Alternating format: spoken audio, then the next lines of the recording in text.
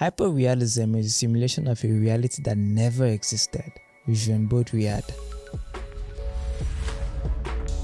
Hi everyone, my name is Johnson Acheta. Welcome back to my channel, and in this video I'll be taking you through the intriguing history of hyperrealism. But before we can get into hyperrealism, we first have to talk about photorealism.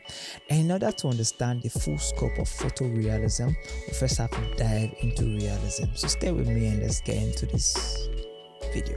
Realism is a movement of art from the 19th century which started in France with its main goal to represent real-life events and subjects in a more natural way. The term realism was coined by the French painter Gustave Courbet in 1885 during the Exposition Universelle in Paris, where most of his paintings were rejected by the jury. He then decided to privately display his paintings in his pavilion of realism and accompany his exhibition with a manifesto titled Realism. About the same time, another French artist in 1849 decided to relocate from Paris to a French village called Barbizon. It was here he founded the Barbizon School, which was more like a creative hub where artists like Jean-Baptiste and Honoré de Millet would gather. And because they shared a common passion for landscape and capturing the essence of normal daily life, their technique allowed them to embrace nature in its purest form, breaking away from the normal academic norm. So the influence of the Barbizon School and Courbet's groundbreaking approach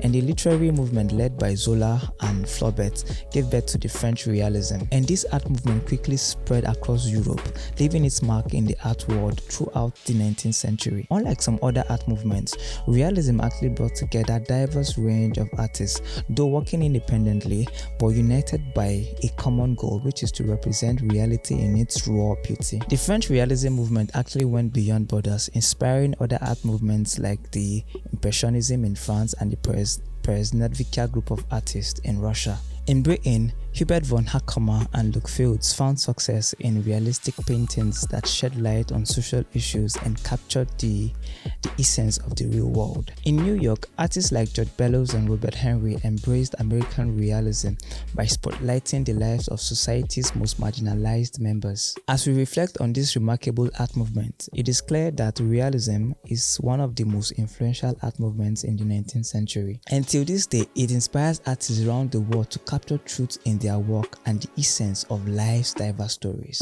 That's it for today. If you found today's journey through art history intriguing, don't forget to hit the like button and share your thoughts in the comment section, and of course subscribe for more artistic adventures like this. Until next time, keep creating and stay inspired. And the Peresnodvika group of artists and the